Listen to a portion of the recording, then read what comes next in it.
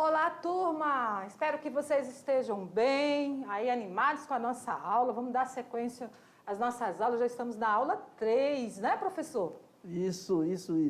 Eu sou o professor Alexandre, aqui com a professora Lidiane, e nós vamos aqui conversar com vocês sobre os temas que fazem parte da nossa aula e vamos tentar torná-lo mais acessível, mais divertido, o mais legal possível. Exatamente, nossa aula tem que ser bem divertida, bem tranquila, para que vocês possam aí assimilar esses conteúdos. Nós sabemos que às vezes é complexo também, né, um pouco da história da arte, mas vocês a cada aula vão aprofundando, vão assimilando, fazendo pesquisa e com certeza até o final desse módulo vocês vão estar com o seu aprendizado aí sobre arte bem amplo, aí, alinhando as outras áreas de conhecimento. Certo, pessoal? Então, vamos lá. Junto com a Aldelina, nossa intérprete, dá início à nossa aula. Então, aula 3.1, com o tema Vanguardas Europeias, parte 1. Então, teremos a parte 2. Então, a aula 3.1, iremos abordar o impressionismo, o pós-impressionismo, expressionismo e o expressionismo abstrato. As habilidades que vocês irão desenvolver ao longo desta aula, analisar as diversas produções artísticas com o meio de explicar diferentes culturas, padrões de beleza e preconceitos. Conhecer a arte moderna e saber perceber as relações entre as diferentes fontes utilizadas nas composições e os diversos significados pessoais, culturais, políticos, articulados e veiculados na arte. Muito bem. Então, pessoal, trouxemos esse mapa conceitual para vocês terem essa visão geral aí dos temas que nós vamos abordar. Por exemplo, ali em 1872 foi a primeira tendência artística aí das vanguardas europeias, que foi o impressionismo. Depois o pós-impressionismo, os artistas vêm de contra, né, as técnicas utilizadas pelo impressionismo, e o expressionismo em 1905, e o expressionismo abstrato. Então, trouxe ali algumas obras, vocês já percebem aí, por meio dessas obras, as diferenças dessas tendências, não é, professor? É verdade. Cada uma tem sua característica e cada vanguarda, ela de certo modo, ela contesta um pouco a outra vanguarda. Outras buscam, aí vem a defesa da vanguarda anterior, né, que busca trazer elementos que fazem com que aquela vanguarda volte a ficar volte à tona de novo, volte a ficar em voga, né? Em moda novamente, e aí vai. Verdade. Assim, então, o que nós observamos aí nas vanguardas artísticas europeias, que houve um rompimento com a arte acadêmica, a arte clássica, ou seja, esses artistas rompeu com aqueles padrões, né, professor, dos artistas acadêmicos, enfim, nós vamos aí ver várias características dessa arte moderna que rompem aí com esses padrões aí que nós, né, trabalhamos até na aula anterior com a linha histórica ali da arte, né? eu quero que você não deixe de atentar para o fato de que cada uma tem as suas características, aquele momento onde ela contesta a anterior. Assim como tem o neoclassicismo, que é o mesmo classicismo sendo visto de uma outra maneira, ressaltando outras facetas, outras nuances. Isso tudo vai ser importante para o seu estudo. Então vamos lá, voltar ao nosso texto, dar início aqui. Então, falando aí que é o modernismo, que essa vanguarda aí é o ponto crucial aí no modernismo, né, professor? Então, são tendências artístico-cultural ocorrida ali na primeira metade do século XX, se manifestou na pintura, escultura, arquitetura, literatura, dança e música. Então, perpassa aí pelas várias linguagens da arte. Muitos artistas reagiram, pintando figuras sobre velocidades, movimentos e máquinas. E no Brasil, a linguagem de maior destaque foi a literária, que tinha como objetivo questionar e romper as tradições passadas, né, professora? Exatamente. Então, essas imagens aí, ó, trazem um pouco desses artistas, como ali Vicente Van Gogh, também Anita Malfatti, né? Que é uma artista brasileira que também teve base aí na vanguarda, né? Ela estudou na Europa, né? Foi fora nesse período e trouxe as impressões, trouxe as suas influências de lá para cá. Só que aqui, aí em contato com os outros artistas, já teve uma outra nuance aí que a gente vai falar um pouco mais lá na frente. Sim, com certeza, na Semana da Arte Moderna. Então, voltando ao texto, vamos falar aí sobre o conceito de vanguarda. Então, o que é vanguarda? A palavra já está dizendo, né? Nós temos aqui no Brasil essa tendência aí das músicas vanguarda, né, professor? Está relacionado o quê, professor? Vanguarda na música? Na música, em qualquer arte, né? A vanguarda Jovem guarda, né? A gente utiliza muito esse termo, né? E, inclusive, no Brasil teve um movimento musical, né, capitaneado aí por Roberto Carlos, onde ele tinha um programa de TV que se chamava A Jovem Guarda. Então, na Jovem Guarda eram utilizados instrumentos e maneiras de fazer música totalmente do que se fazia aqui. Foi a introdução das guitarras elétricas, e aí aqueles que não usavam guitarras elétricas, só violões, bandolins, aqui no Brasil, houve quase que uma disputa, uma briga na rua, né, entre os dois grupos que defendiam seus estilos ali, né? Seus estilos. Então, ó, vanguarda, o significado é avant-guarda, ou seja, uma palavra francesa que originou, ou seja, originalmente significava a unidade avançada de um exército. Isso, então, vanguarda quer dizer estar sempre indo à frente, sempre rompendo com padrões antigos, não é, professor? Aquele primeiro a enfrentar o movimento, o primeiro a colocar a novidade à frente, né? Exatamente. Eu ia falar que esse termo também ele veio do que acontece na infantaria, do exército, né? Aqueles que vão à frente, são os primeiros... Grupo que sempre está à frente, né? O primeiro vai enfrentar, desbravar.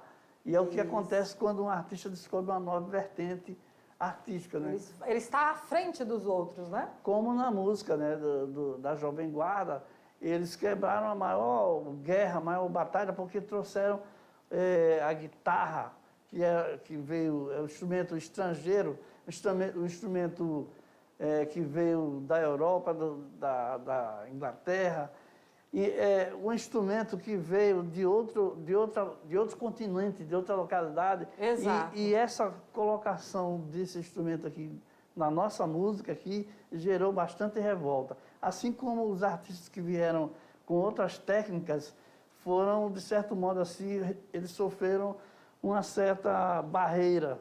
Então, voltando aqui ao texto, vamos observar isso. Então, agora, essa palavra é utilizada para descrever a arte inovadora. Ou seja, os artistas pesquisam novas ideias, depois de certo tempo, dentro das artes e a aplicam, né? Às vezes apontando as falhas da arte atual, corrigindo movimentos antigos. Então, eles buscam novas ideias e vão rompendo com aquelas ideias anteriores dos artistas. Então, eles vão sempre contrapondo a uma tendência anterior. Nós acreditamos que, compreendendo bem esse lado, né, da vanguarda, vocês vão entender também a sucessão, a sucessibilidade, né, a sucessividade dos movimentos artísticos. Exato. Como o impressionismo. Vamos lá ver sobre o impressionismo? Então, nós observamos nessa obra aí, com o título Nascer do Sol, né, de Monet, 1873. Então, o que nós observamos de diferença aí nessa obra, naquelas obras que nós vimos nas aulas anteriores, né, daquela pintura histórica, daquelas obras de artistas que seguiam ali o padrão acadêmico? O que nós estamos vendo de diferença aí? Muitas diferenças. Primeiro, o uso da luz, né, professor? A intensidade da luz. Nós observamos ali a passagem dos tons e a utilização do branco. Parece que Monet foi num espaço aberto, observou uma paisagem e pegou o seu pincel e ficou dando ali umas pinceladas soltas, como se fosse, né? uma obra um pouco assim desbotada. O uso do branco é o que dá a ideia da luz, né? Então ele fica ali marcado e fica com aquela impressão assim bem clarificada, assim, do próprio nascer do sol. Não tinha preocupação com as formas, com a linha, com a definição nítida, né, da representação da natureza. Ele simplesmente utilizava ali o seu pincel com essas cores, dando intensidade à luz, e ele fez essa obra aí que marcou aí essa primeira vanguarda, que é o impressionismo. E sofreu duras críticas também. Nós vamos ver. Exatamente. Vamos aqui no texto, nós vamos ver esse detalhe aí, ó.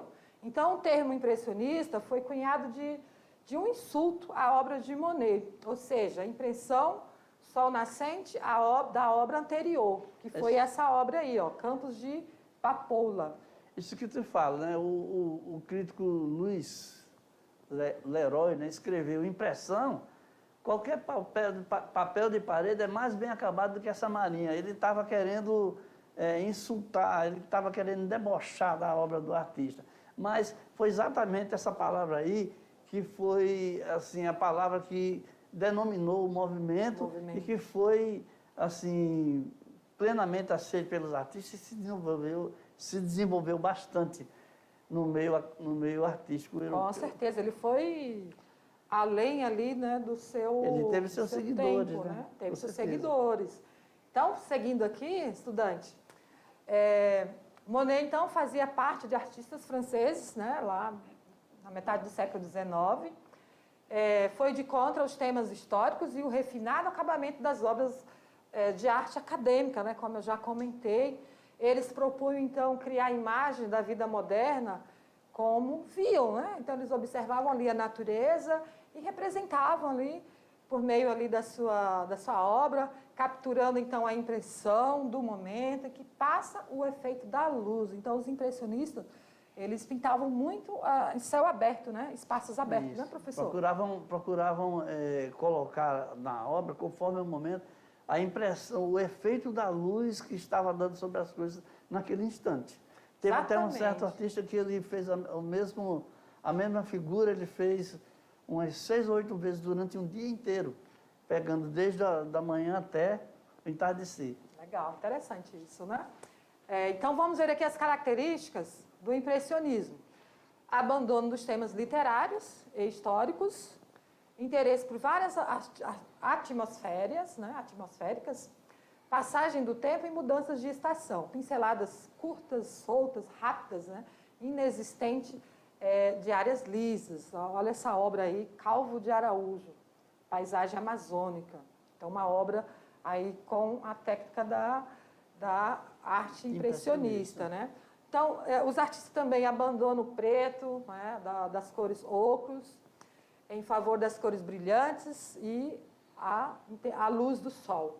Também uso dos contrastes para reforçar a luminosidade da imagem, introdução das sombras coloridas, como nós observamos aí nessa obra, ali a sombra da paisagem, né, do sol, e anulação dos contornos. Então, nós observamos ali que não há uma linha definida, né?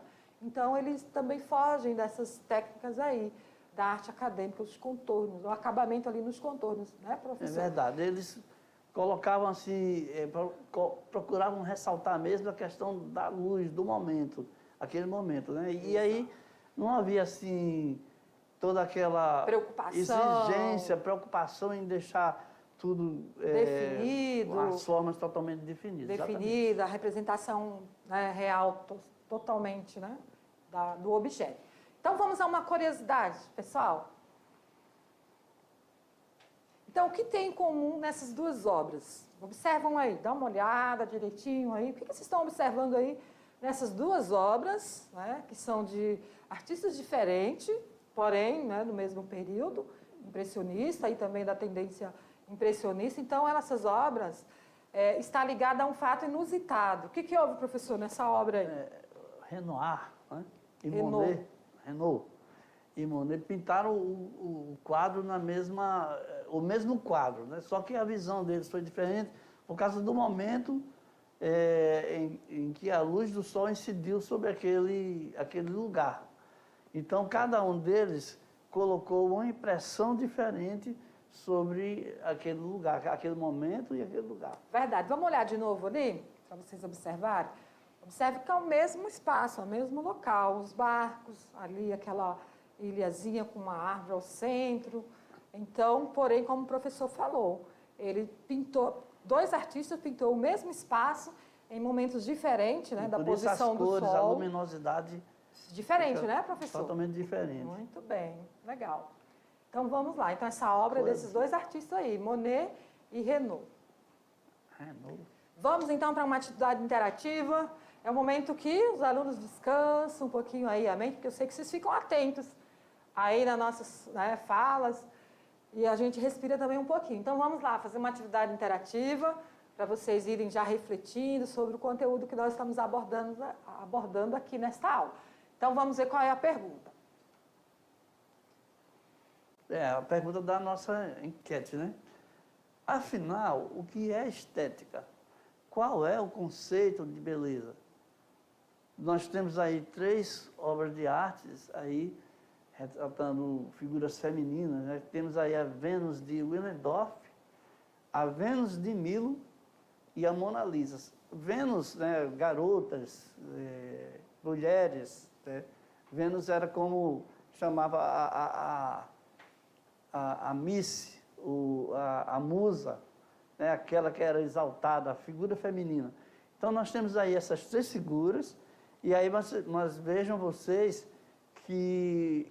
Volta lá, por favor, lá no quadro, para você perceber a diferença do padrão de beleza de cada uma delas, tá? Porque cada uma, no seu tempo, ela teve ela tem a sua representatividade do padrão de beleza vigente, do que era considerado belo numa figura feminina. Ótimo, então vocês vão pensando aí, então o que é estética e o conceito de beleza. Para você, o que é beleza? Vai pensando, ao final da aula nós voltamos, tá? Essa primeira figura aí é o padrão de beleza da mulher dos períodos da pedra, né? A pedra lascada. Já o segundo padrão é o padrão grego, e aí vem o padrão renascentista na terceira figura. Isso, depois nós vamos falar um pouco mais sobre essas obras aí. Então, vamos ao nosso segundo tema, pós-impressionismo.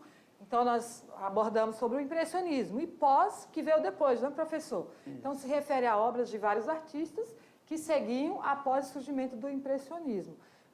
Quais foram os artistas desse estilo aí, professor? Vamos ver aqui como é que está a minha pronúncia. Paul Cézanne.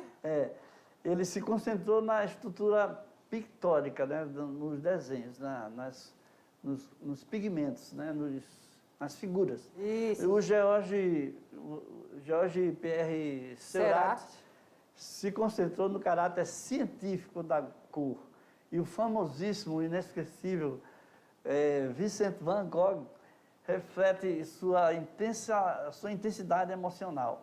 E, por último, Paul Gauguin, sei lá, fez experimentos com o uso do símbolo da cor e do traço. Exato. Então, nós percebemos aí que cada um teve um estilo, uma vertente, uma forma de desenvolver o seu trabalho, né, professor? Uma forma de ver a arte, né? Cada um buscou colocar a sua marca, a sua vanguarda, a sua percepção de arte em suas telas, em seus trabalhos. Exato. Então, vamos ver mais algumas obras desses artistas. Nós temos aqui a tarde de domingo na ilha de Grand Jet, de Georges Seurat. Então, vamos falar sobre as características aí do pós-impressionismo. Por exemplo, aí já esse estilo aí do pontilhismo, né, professor? Também era utilizado por eles. Então, eles estão retratando aí um espaço aberto, né, próximo a um lago. Então, as características que eles se afastam do naturalismo, do impressionismo, de certa forma, né, o impressionismo também buscava o naturalismo. Eles usavam cores vivas, camadas grossas de tinta, os pós-impressionistas, e temas do cotidiano e pinceladas expressivas, né, das formas geométricas. Aqui nós observamos essa obra, Tarde de Domingo, que o artista usou pinguinhos de tintas, né?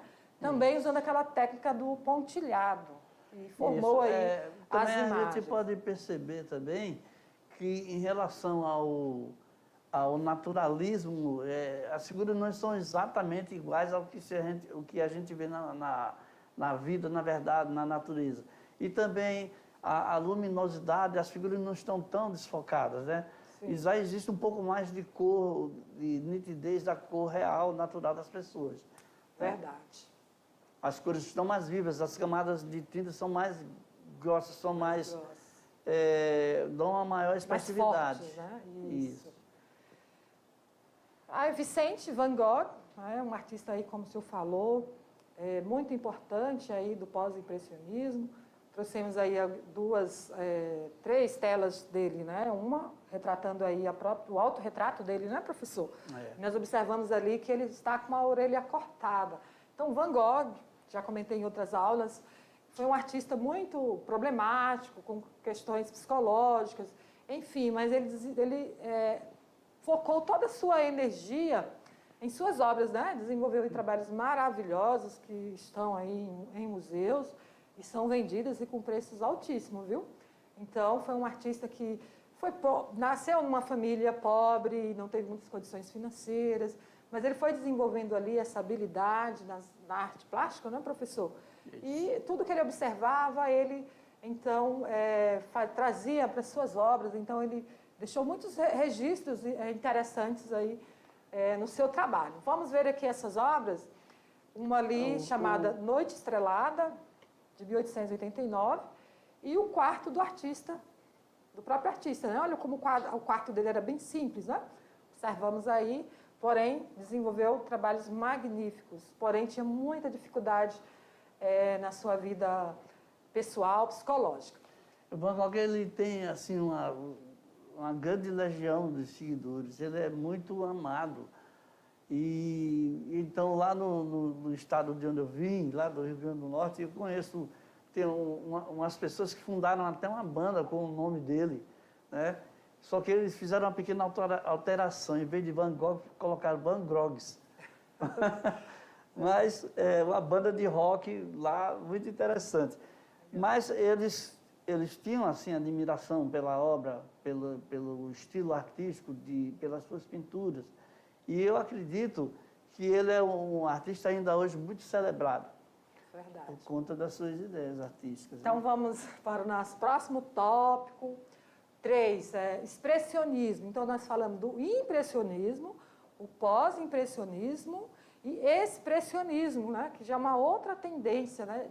Está relacionado à expressão do próprio artista, né, professor? De sentimentos, de ideias, da forma que ele observa, né, os objetos, a natureza, as pessoas, enfim, está relacionada a sentimentos. Essa tendência iniciou no fim do século XIX, ao início, né, do século XX, também se opunha ao impressionismo, ou seja, a expressão dos sentimentos, né, as sensações ou impressões pessoais do artista. O foco era esse. O objetivo também era representar não a realidade objetiva, mas as emoções e as reações subjetivas do artista, como, por exemplo, aí a distorção, exagero e simbolismo, como nessa obra aí, 5 mulheres na rua. Todas com o semblante triste, né? Um pouco assim, sisudo, um olhar refletido numa mesma direção. E essas são 5 mulheres na rua. Essa mesma obra já foi pintada por outros artistas com uma conotação ligeiramente diferente. Mas é uma obra que ela tem, assim, a sua expressão muito bem colocada pelo uso de cores mais ou menos iguais, assim, em que existe apenas um único contraste. Nós observamos ali também a distorção, né, da figura humana, né, professor? Exatamente. Seguindo aqui, vamos ver mais características do impressionismo. No caso aqui, trouxemos 2 obras de Edvard Munch, O Grito, uma obra muito famosa, que vocês conhecem, está sempre aparecendo aí em filmes, também em livros didáticos. E a outra obra é Melancolia. Então, observe que está relacionado ao quê? Sentimentos. Então, esse artista aí tinha muitos problemas também de depressão, né, psicológica. Então, ele representa em sua obra angústia, solidão e desespero. Por isso, o Grito aí é uma pessoa desesperada. Mas nós observamos ali a distorção nas imagens, né? É verdade. O Grito é um quadro muito interessante, porque na época em que ele fez esse desenho, em que ele fez essa pintura, ele tinha perdido 2 pessoas da família dele, né? A mãe e o irmão. E aí ele estava assim, num estado de espírito ele estava gritando, né, de dor. Né? Ele estava muito em completo e total desespero e tudo à volta dele se refletia nisso aí. Então, posteriormente, os estudiosos descobriram que tem uma assinatura lá no quadro dele, e isso é um dos mistérios que ainda não foram decifrados até hoje. Quem assinou, como, por quê, quem foi, se foi algum ato de vandalismo, se foi o próprio Munch que fez aquilo lá. Certo, muito bem. Então, vamos ver mais características aí do expressionismo. Então, já relacionando o impressionismo com o expressionismo. O impressionismo se preocupava apenas com a sensação de luz e cor. Nós comentamos muito isso com vocês. E o expressionismo buscava interpretar as emoções humanas e as angústias que caracterizavam, né, psicologicamente o homem do início do século XX. Então, o que nós podemos argumentar sobre isso, professor? É exatamente a diferença, né? Um tinha preocupação com a sensação de luz e o outro com a expressão dos sentimentos, né? Volta lá no quadro lá.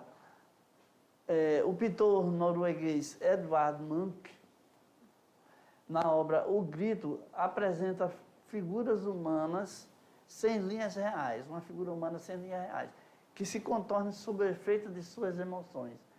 Né? As linhas sinuosas no céu da água e da diagonal da ponte conduzem a olhar para a boca da figura que se abre num grito perturbador.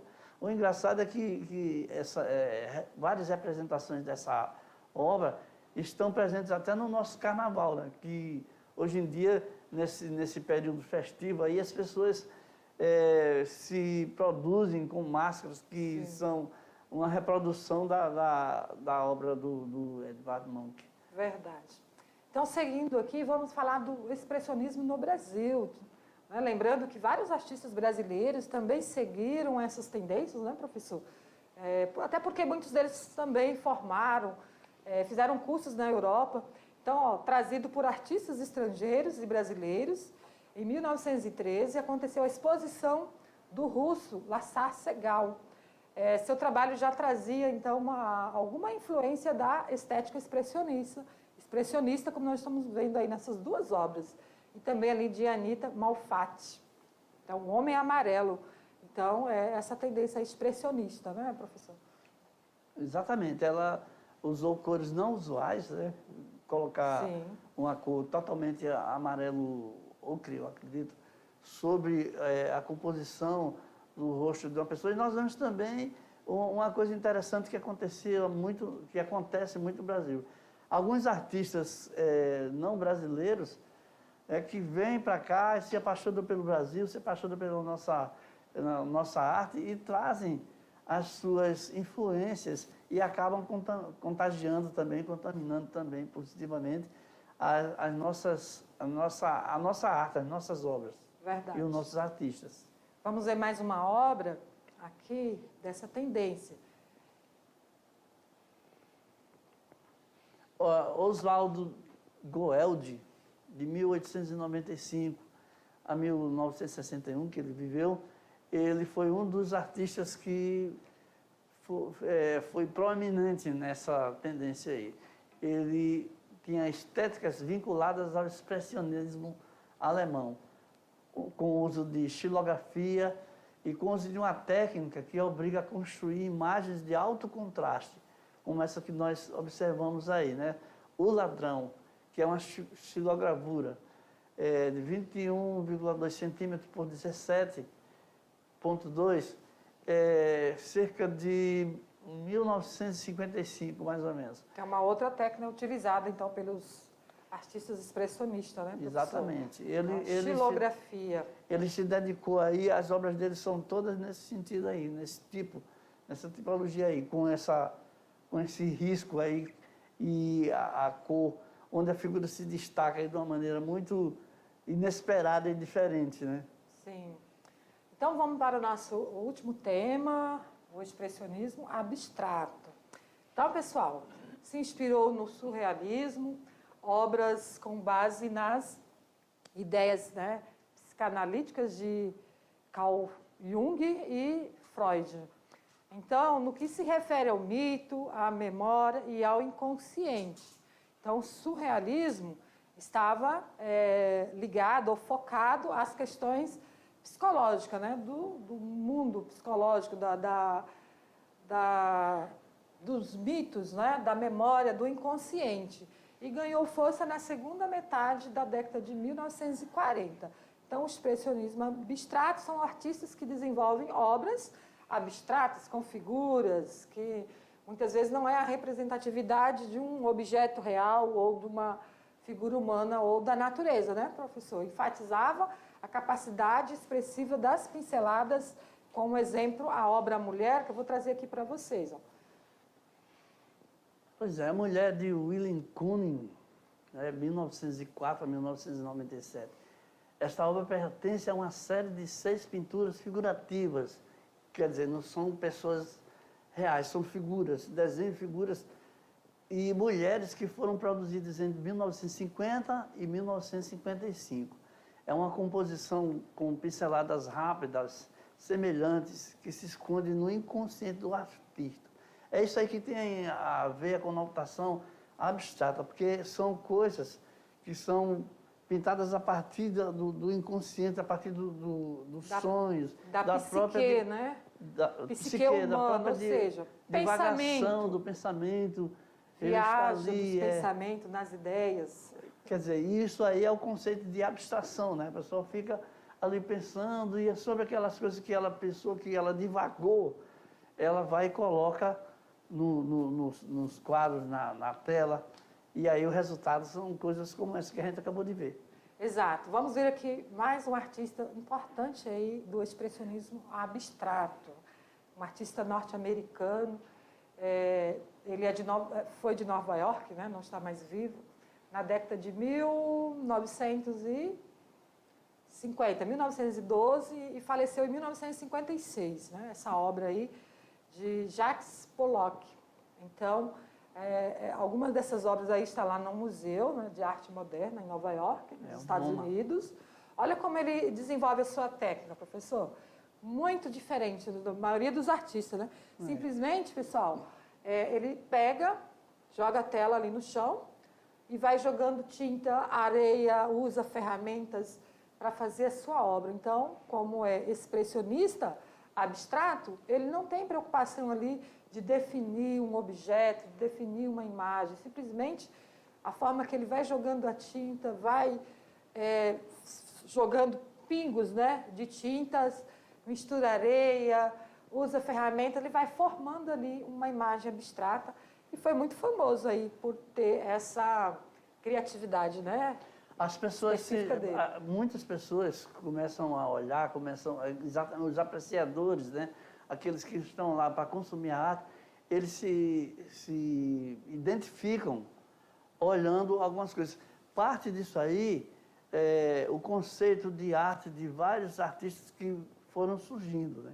Como é o caso que, quando eu for falar de música, eu vou falar um pouquinho sobre a artista conceitual abstrata Yoko Ono, que teve uma participação muito interessante na música, por conta de um certo casamento, enfim, não vou adiantar. Na hora do dia, o senhor fala, na hora da aula de música, nós vamos tentar. Eu quero deixar você curioso. Isso, então vamos lá para algumas curiosidades, pessoal? Muito bem. Só falando mais desse artista aí, para vocês conhecerem melhor, então ele utilizava, como eu falei, varas, facas, colheres de pedreiros, gotejamento de líquidos, até areia ele jogava nas obras, com a finalidade o quê? De tornar-se parte integrante de sua obra. Então, ele utilizava ali, né, a expressão, né, dos seus sentimentos, das suas ideias, da vida que ele levava, ele transformava, então, tudo isso em obras de arte. Então, ele recebeu bastante reconhecimento ainda em vida, né? Porém, ele faleceu porque ele era alcoólatra. Então, infelizmente, jovem ainda, né? Mas deixou aí obras maravilhosas, como vocês podem ver. Vamos observar essa última obra aqui. Vocês verem ali, ó, né? Simplesmente linhas, né, de tinta e a imagem dele ali fazendo o trabalho. O seu temperamento inconstante levou ao vício do álcool e dificuldades no casamento com a outra artista, Lee Krasner. Ele acabou sozinho, né? porque as atitudes, a inconstância dele, a maneira como ele vivia, levou a vida. Era impossível, tornou impossível a convivência. Ele morreu aos 44 anos. Muito bem. Seguindo aqui, algumas características, então, da pintura abstrata. Uma outra maneira de fazer esse tipo de obra, totalmente diferente, né? Um outro artista, uma outra visão, mas a obra também é abstrata, né? Partindo de pensamentos, de divagações, da psique daquele artista. Então, nós observamos aí que há ausência de relação imediata entre suas formas, cores e as formas de um ser, né? Então, essa obra aí, Batalha, de 1910, é de Kandinsky, né?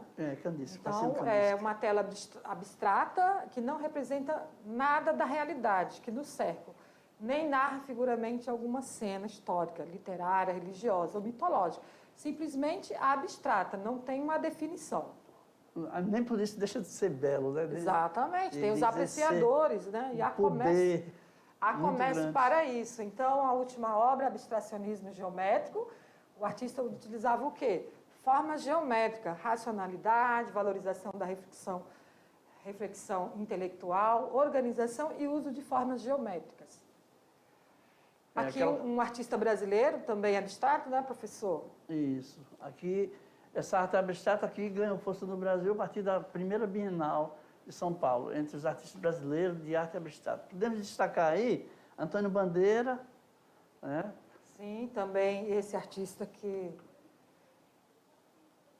Ivan Serpa, as suas obras. Olha aqui essa natureza morta aqui de Manabu. Sim, então são artistas brasileiros, então nós trouxemos para vocês apreciar. E aqui o famoso também Kandinsky, né? No abstracionismo lírico, uma vertente influenciada pelo expressionismo e fauvismo. Suas principais características são sentimentalismo, valorização da intuição e liberdade artística. Muito bem. Vamos fazer uma conexão rapidinho aí com a literatura, só apresentando aí alguns artistas da segunda geração modernista. Falamos na aula anterior da primeira, e a segunda nós destacamos aí Carlos Drummond de Andrade, Cecília Meirelles, Mário Quintana. Depois vocês dão uma lida melhor nas características desses escritores aí, até porque vocês leem livros, né, desses escritores, nas provas também caem textos, poemas desses escritores, então é importante vocês conhecerem mais um pouco sobre eles, tá, pessoal? Então, trouxemos aí para vocês pesquisarem. Seguindo aqui, vamos falar então da terceira geração modernista, e os autores são João Guimarães Rosa, Clarice Lispector e Ariano Suassuna. Exato. Depois vocês olham as obras importantes que eles escreveram e para vocês também se interessarem em ler esses livros. Muito bem. Então, vamos para a nossa atividade interativa, finalizando aí a nossa aula. Lembra que vocês sempre fazem essa atividade no final para que vocês verifiquem o que vocês pensaram sobre a pergunta que nós fizemos, na enquete. Afinal, o que é estética? Qual é o conceito de beleza? Na Grécia Antiga, o corpo bonito tinha que ser proporcionalmente perfeito. No Renascimento, o bonito eram as formas arredondadas e generosas. O conceito de beleza muda com o passar dos anos. A única coisa certa é que o belo muda junto com a pintura, a música e a literatura. Estética é aparência, é como as coisas são. E a beleza? Eu ainda deixo aí essa pergunta para você responder. Exatamente. Para vocês pensarem o que é beleza, porque não há um padrão único de beleza. Cada cultura, cada região, cada país tem as suas especificidades, né? De traços, de cores, enfim, somos todos belos, na verdade. Obrigado. Cada um com a sua beleza específica ali da sua cultura, dos seus traços, né, conforme a sua família. Então, pessoal, vamos ver aqui as nossas referências. São essas nossas referências, vocês podem estar pesquisando esses autores também, tá? Para que vocês possam ampliar aí seus conhecimentos. Então, foi os temas que nós discutimos, espero que vocês tenham aí aprofundado, compreendido, e se necessário, revejam as aulas, pesquisam os sites também que trazem informações aí sobre essas tendências. Obrigado pela atenção de vocês e aguardamos vocês na revisão e nos exercícios. Tchau.